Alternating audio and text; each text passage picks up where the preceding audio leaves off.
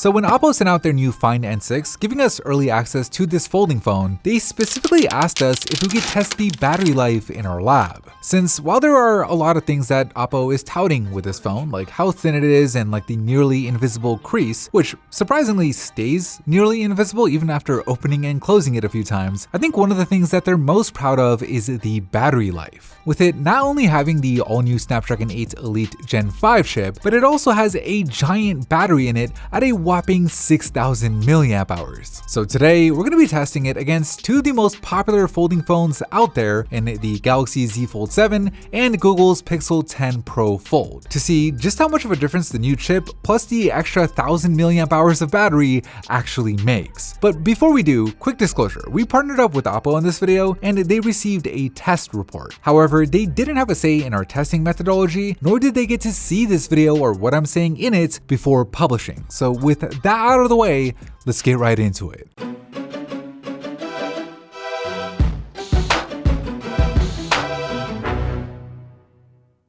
Alright, we'll kick things off like we always do, going on the same 1-hour call on each device, where 60 minutes later, the Pixel drops to just 98, the Galaxy dropped to 97, while the OPPO is still reporting 100%. Now, it's literally impossible that the OPPO didn't use at least some of its battery in that phone test, so more than likely it was just rounding up, but we should get a better idea here in messaging. It's worth noting that we're testing them closed in this messaging test, since that's how we imagine most people text on their foldables, with us calibrating each display to the same 200 nits of brightness. The phones do have different screen sizes and resolutions though, with the OPPO technically having the highest of both, but after an hour, that didn't really seem to hurt it, with it only dropping by 4 points compared to the 5-point drop on the Pixel and the 6-point drop on the Fold 7. In this email test, we've unfolded the devices now, where each has this massive screen to power, where again, the OPPO screen is still a little bit bigger than the other two, while also having a slightly higher resolution, which, in theory, should give it a disadvantage.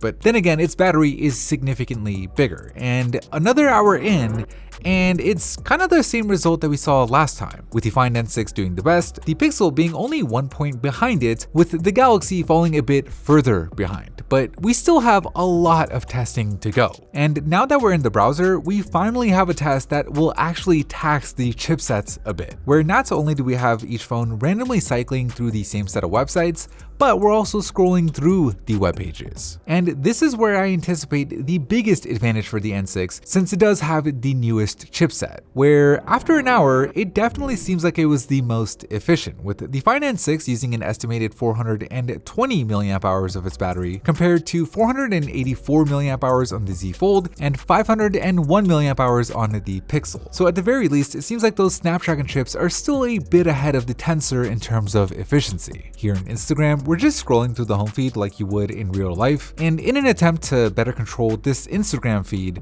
we have the speakers on each phone muted, so that way random videos won't tax one phone more than another, where after an hour, alright, this time we get a slightly different result. The OPPO still did 1 point better than the other two, but the Fold 7 was actually the most efficient here, with it having the lowest estimated milliamp hour usage, so an interesting result. We'll see if the Fold 7 can continue that here in standby, where unlike in previous tests, the displays aren't a factor, with it really coming down to the chipset's efficiency, how deep of a sleep state each phone goes into, and of course their overall battery capacities, where after 16 long hours, the Galaxy does it again, with it actually matching the 6-point drop on the OPPO despite having a significantly smaller battery, which with the Pixel also doing 3 points worse than it, opens the door for the Galaxy to make a comeback on the Pixel with it now just 1 point behind. Now here in YouTube, it's worth noting that in addition to calibrating the screens to the same level of brightness, we also calibrate the speakers to their nearest decibel count. I think this YouTube test is arguably one of the more important ones, at least when it comes to folding phones, since this is one of the big advantages of having such a big screen, where after 60 minutes of binge watching some PhoneBuff, this time it's an opposite result. Both the Pixel and the OPPO only drop by 10 points, while the Fold 7 gets hit with a 13-point drop. So at least for now, the Pixel has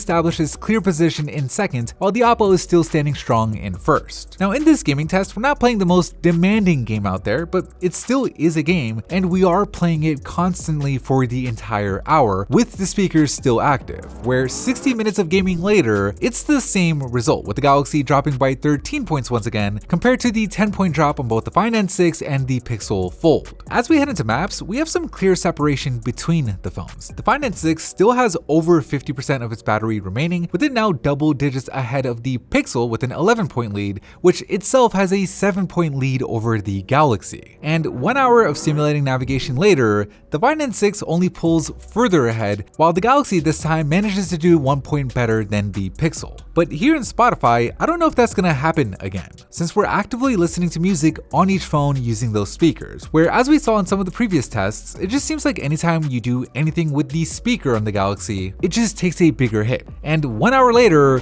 that's exactly what we see. A 9-point drop on the Find N6, only a 10-point drop on the Pixel, and a 12-point drop on the Galaxy. Now, this Snapchat test is by far the most intensive in the lineup, since not only are we using that front-facing camera, but we're also using the microphone, the speakers, and even the Wi-Fi chip as we upload each clip to Snap's servers, where just 52 minutes into it, that 15% that the Galaxy started with fully depletes, at which point the Pixel still has 11% left to go, while the OPPO is over double that at 28%, which for both phones is enough to get them all the way through Snapchat and on to App Cycle. So for years now, I've been saying that any phone that can make it to App Cycle has solid battery life. And the fact that we have two folding phones make it this far is honestly pretty awesome. But of course, we always want more. So here we're just opening and closing the same set of apps in a loop to see how far these things could go. Where 40 minutes into it, the Pixel Fold finally gives out, at which point the Find N6 still has 17% remaining. So there you have it, a 17-point advantage for the OPPO over the Pixel and a 28-point advantage for the OPPO over the Galaxy, which helps it not only pass that 1 hour mark in App Cycle, but it goes on for 1 hour and 46 minutes before entering this ultra low power saving mode that we couldn't exit. So at least officially, this is its total time.